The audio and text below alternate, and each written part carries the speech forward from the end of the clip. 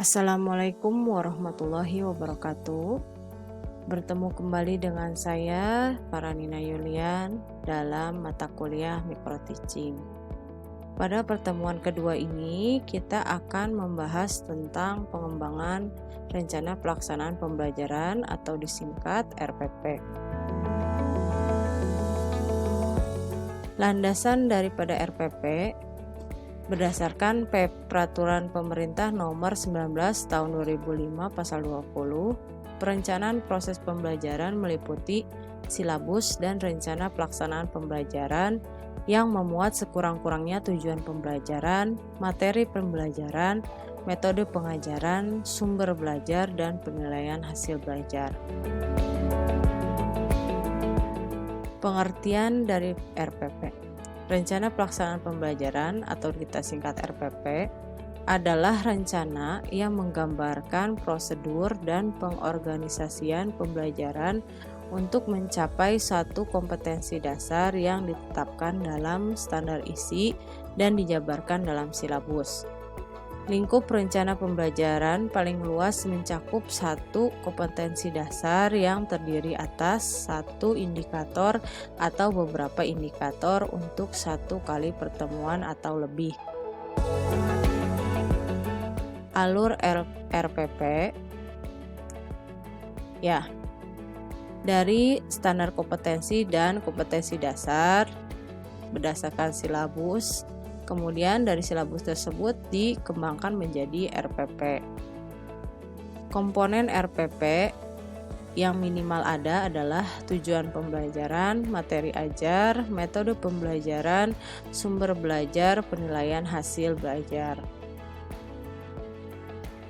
Rencana pelaksanaan pembelajaran terdiri atas identitas yaitu mata pelajaran, kelas atau semester, pertemuan keberapa. Kemudian alokasi waktu, standar kompetensi, kompetensi dasar, indikator,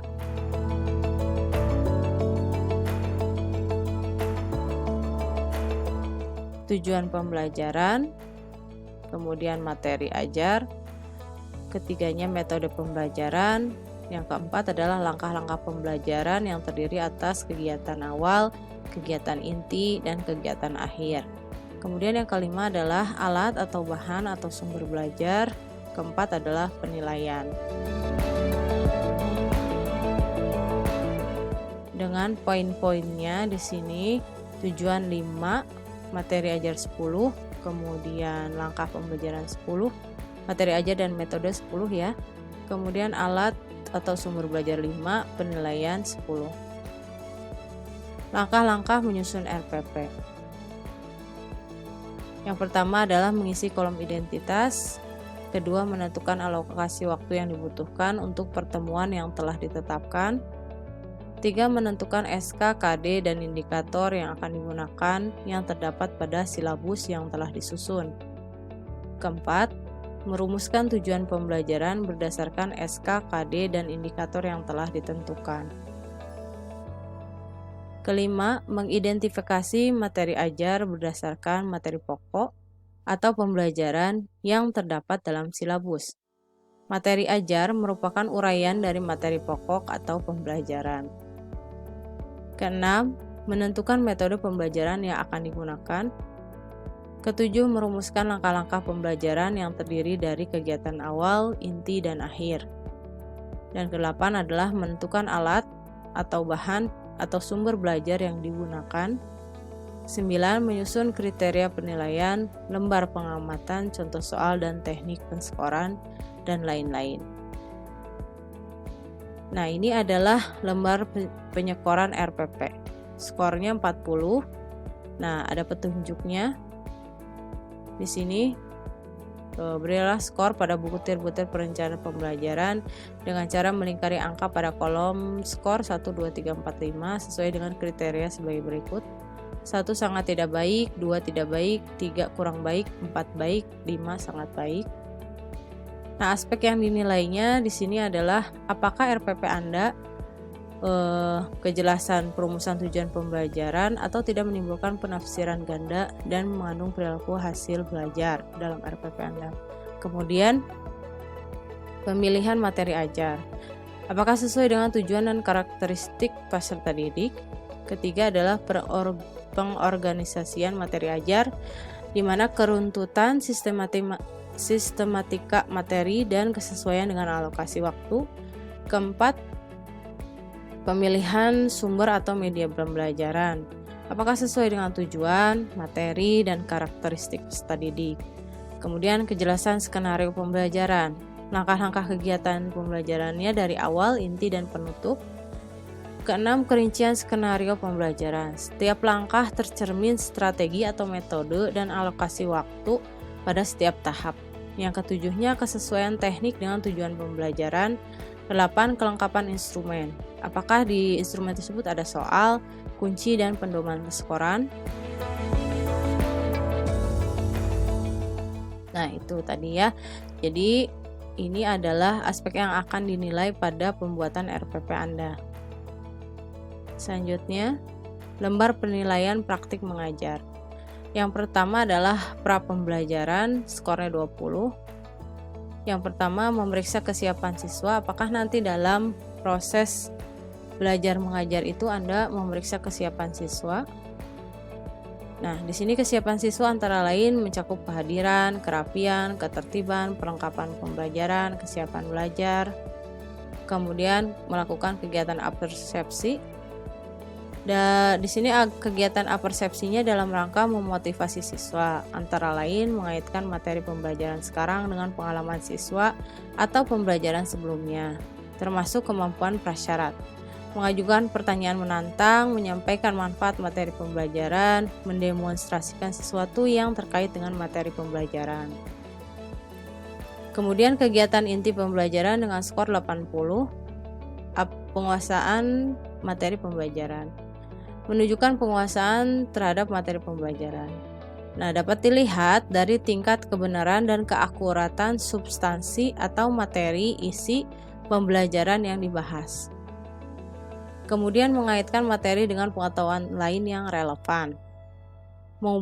Menghubungkan materi yang disampaikan dengan bidang studi lain yang relevan. Kemudian menyampaikan materi dengan jelas dan sesuai dengan hierarki belajar. Hierarki belajar menunjukkan urutan proses belajar berdasarkan bekal awal ajar atau pengalaman belajar sebelumnya. Kemudian memperhatikan materi prasyarat yang terkait dengan kompetensi tersebut. Urutan materi berdasarkan model spiral atau dari mudah ke sukar, konkret ke abstrak, sederhana ke kompleks. Mengaitkan materi dengan realitas kehidupan. Nah, di sini mengaitkannya seperti menghubungkan materi dengan kenyataan di dalam kehidupan. Kemudian B, pendekatan atau strategi pembelajaran. 7. Melaksanakan pembelajaran sesuai dengan kompetensi atau tujuan yang akan dicapai. Apakah pembelajaran sesuai dengan jenis kompetensi, misalnya penguasaan pengetahuan dengan metode ceramah dan diskusi, penguasaan keterampilan dengan berlatih. Yang ke-8 adalah melaksanakan pembelajaran secara runtut. Melakukan kegiatan pembelajaran secara runtut sesuai dengan karakteristik materinya. Yang ke-9, menguasai kelas. Guru dapat mengendalikan pembelajaran, perhatian siswa terfokus pada pelajaran, disiplin kelas terpelihara. Nah, yang ke-10 adalah melaksanakan pembelajaran yang bersifat kontekstual. Nah, di sini kontekstual merujuk pada situasi, tuntutan situasi dan lingkungan dalam kehidupan sehari-hari. Guru mengupayakan agar materi pembelajaran dan kegiatan belajar yang dilakukan oleh siswa memiliki manfaat atau nilai fungsional dalam kehidupan sehari-hari. 11. Melaksanakan pembelajaran yang memungkinkan tumbuhnya kebiasaan positif. Nah, kebiasaan positif di sini adalah kerjasama, tanggung jawab, disiplin, dan berpikir kritis. Selanjutnya yang ke-12, melaksanakan pembelajaran sesuai dengan alokasi waktu yang direncanakan. Guru memulai dan mengakhiri tahap-tahap pembelajaran sesuai dengan alokasi waktu. C. Pemanfaatan sumber belajar atau media pembelajaran. Menggunakan media secara efektif dan efisien.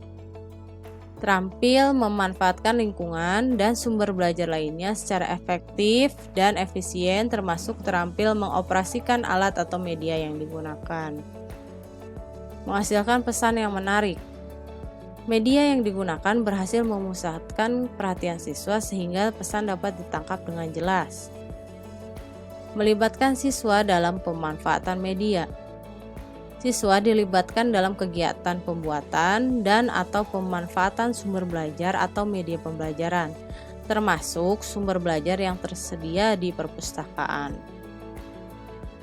D. Pembelajaran yang memicu dan memelihara keterlibatan siswa, yaitu menumbuhkan partisipasi aktif siswa dalam pembelajaran, di mana guru melakukan kegiatan yang memancing keaktifan siswa, baik dengan guru, teman, maupun sumber belajar lainnya. Kemudian menunjukkan sifat terbuka terhadap respons siswa, menghargai pendapat siswa, mengakui kebenaran pendapat siswa, mengakui keterbatasan diri. Yang 18, menumbuhkan keceriaan dan antusiasme siswa dalam belajar. Siswa dapat senang dan bersemangat dalam belajar. Kemudian penilaian dan proses hasil belajar. Memantau kemajuan belajar selama proses, yaitu mengajukan pertanyaan atau tugas terkait kompetensi yang akan dicapai selama proses pembelajaran. 20. Melakukan penilaian akhir sesuai dengan kompetensi atau tujuan. Mengajukan pertanyaan atau tugas terkait kompetensi yang akan dicapai pada akhir pembelajaran. F. Penggunaan bahasa. Menggunakan bahasa lisan dan tulisan secara jelas, baik, dan benar. Penggunaan bahasa, baik lisan atau tulisan, mudah dipahami siswa dan tidak menimbulkan penafsiran ganda atau salah tafsir, atau penggunaan bahasa baik dan benar. Menyampaikan pesan dengan gaya yang sesuai. Ekspresi wajah, intonasi suara, gerakan tubuh sesuai dengan pesan yang disampaikan dan menarik. Kemudian penutup skor 20. Melakukan refleksi atau membuat rangkuman dengan melibatkan siswa. Mengajak siswa untuk mengingat kembali hal-hal penting yang terjadi dalam kegiatan yang sudah berlangsung. Memfasilitasi siswa dalam membuat rangkuman, misalnya dengan pertanyaan penuntun, agar siswa dapat merumuskan rangkuman dengan benar. Melaksanakan tindak lanjut dengan memberikan arahan atau kegiatan atau tugas sebagai bagian remedi atau pengayaan. Memberikan kegiatan atau tugas khusus bagi siswa yang belum mencapai kompetensi, misalnya dalam bentuk latihan atau bantuan belajar. Memberikan kegiatan atau tugas khusus bagi siswa yang berkemampuan lebih. Ya. Sekian penjelasan mengenai pembuatan RPP dan juga penilaian pada saat Anda nanti kelas micro teaching atau pembelajaran mengajar di kelas. Penilaiannya seperti apa? Nah, itu tadi sudah saya terangkan.